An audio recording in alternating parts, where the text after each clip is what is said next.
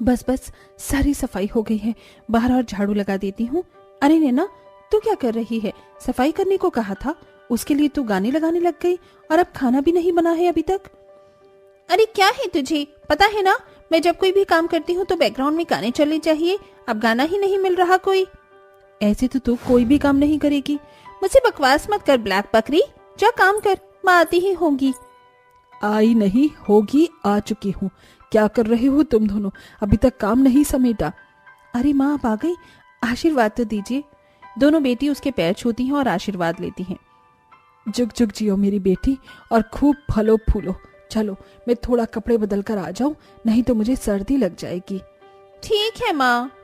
फिर कुंती कपड़े बदलने चली जाती है। इतने में सर पर छठ पूजा का टोकरा लिए इन दोनों का पिता महेश आ जाता है। अरे बाप रे, ये टोकरा तो बड़ा भारी है। नैना बिटिया जरा लेना, और हाँ, ये प्रसाद बाहर बांट देना। ओहो, ऐसे काम आप बड़ी बहन से करवाया करिए। देखिए कितना मिट्टी का टोकरा हो रहा है। अगर मेरे हाथ पर मिट्टी लग गई तो इसकी तरह काली हो जाऊंगी मैं। चुप कर बदमाश, अपनी बड़ी बहन के लिए कोई ऐसे बोलता है क्या? वैसे तुम दोनों का रिश्ता आया है। क्या सच में पिताजी? अच्छा तो मेरा ससुराल अमीर तो है ना, पैसे वैसे हैं उन पर या नहीं? चुप कर पागल, तू हमेशा पैसों की ही बात करती रहती है। हाँ, तेरे ससुराल वाले बहुत पैसे वाले हैं, पर ऐश्वर्या बेटी, तेरा ससुराल थोड़ा गरीब है। तू रह लेगी ना? कोई बात नहीं पिताजी, रिश्तों में बस प्यार होना चाहिए। मेरा पति बस मेरा ख्याल रखे और मुझे कुछ नहीं चाहिए। जुग जुग जियो मेरी बेटी। इसका मतलब मेरे ससुराल वाले अमीर हैं, तो वहाँ पर वॉशिंग मशीन, बड़े बड़े कमरे, मिक्सी।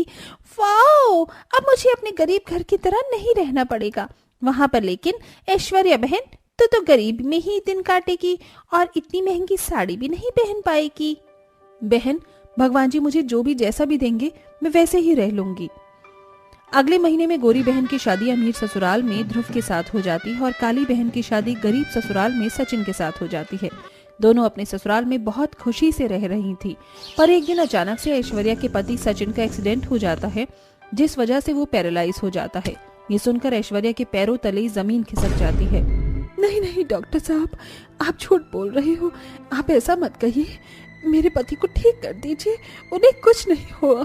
बोलिए ना आप तो किसी को भी ठीक कर सकते हैं, तो मेरे पति को भी कर दीजिए।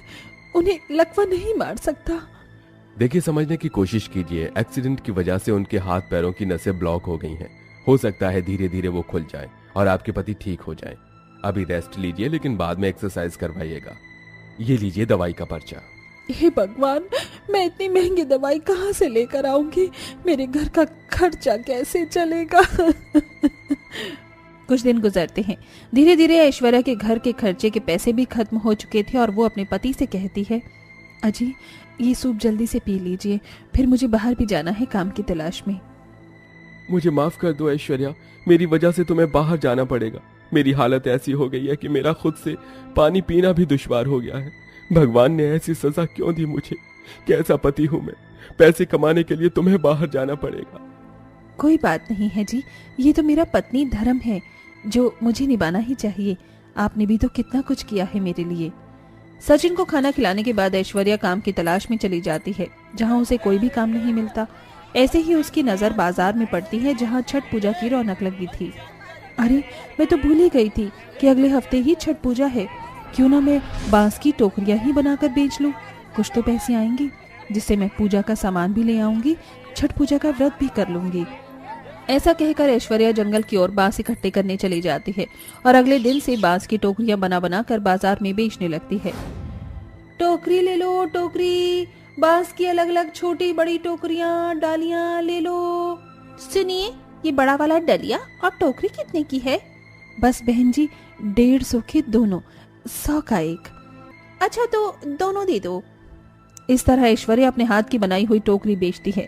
जहाँ एक तरफ ऐश्वर्या छठ मनाने के लिए अपने घर को मिट्टी और गोबर से लीप देती है, गरीबी में कुछ न कुछ जुगाड़ करके घर की सफाई करके वहाँ रौनक ले आती है, वहीं दूसरी ओर नैना ब्यूटी पार्लर जाकर तैयार होती है, नेल पेंट लगाती है, महंगी महंगी शॉपिंग करती है और छठ से पहले वो छठ का सामान लेने बाजार पहुँचती है तो उसकी नजर अपनी बहन पर पड़ती है। ओ लाला, ये मैं क्या देख रही हूँ? ऐश्वर्या, तूने अपनी कितनी गरीब वाली हालत बना रखी है। तेरी हालत बिल्कुल पू जैसी हो चुकी है धूप में बैठ बैठ कर, और काली हो गई है तू।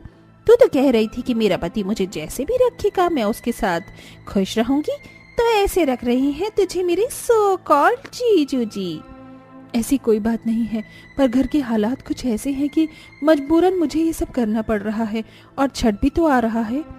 अच्छा, अभी मैं छठ पूजा की शॉपिंग करके ही आ रही हूँ, बस थोड़ा सामान और लेना है। ये देख, अपने लिए बनारसी और कढ़ाई दोनों साड़ी लेकर आई हूँ, जो मन करेगा वही पहन लूंगी। और ये देख, कल्याण ज्वेलर का महंगा सा सेट। तूने तो कभी इतना महंगा महंगा देखा ही नहीं होगा सामान। जब नसीब में नहीं है तो क्या देखना, तू मुझसे सामान ले ले। अरे नहीं नहीं, तेरी टोकरियां तो बड़ी लो क्वालिटी की हैं, अजीब सी और इतनी सुंदर भी नहीं है। वहाँ सामने देख कितनी बढ़िया बढ़िया टोकरी हैं, मैं तो वहीं से लेने जा रही हूँ। अच्छा, मैं चलती हूँ। अरे अरे ड्राइवर, मेरे हाथ में बहुत सामान है, जरा इसे उठा कर रख लो। फिर उसका ड्राइवर सारे तोहफे उसकी कार में रख देता है और जानबूझकर नैना अपनी बहन के सामने दूसरी दुकान से महंगा छठ पूजा का सामान, टोकरी वगैरह खरीद कर चली जाती है।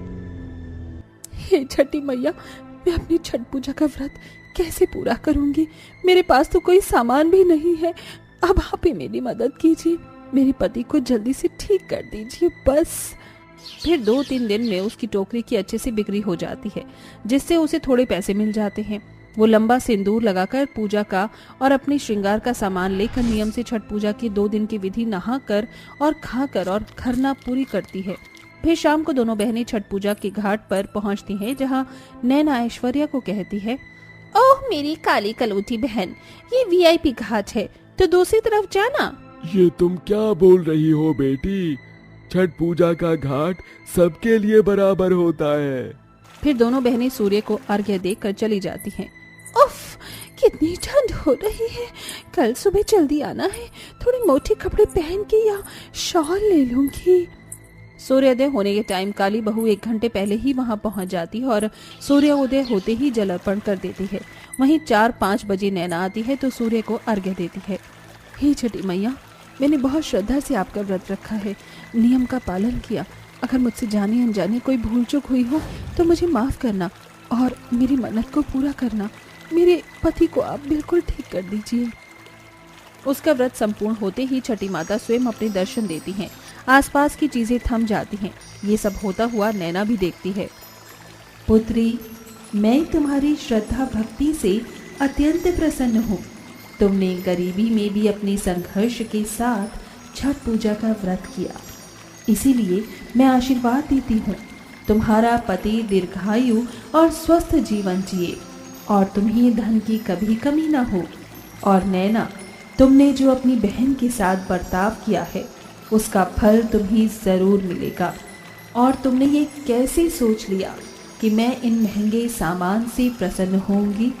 अगर इस बार तुमने अपनी गलती को नहीं सुधारा तो इसका जवाब मैं स्वयं तुम्हें दूंगी। तुम देखती जाना। इसीलिए अपने ये पैसों का घमंड छोड़ दो।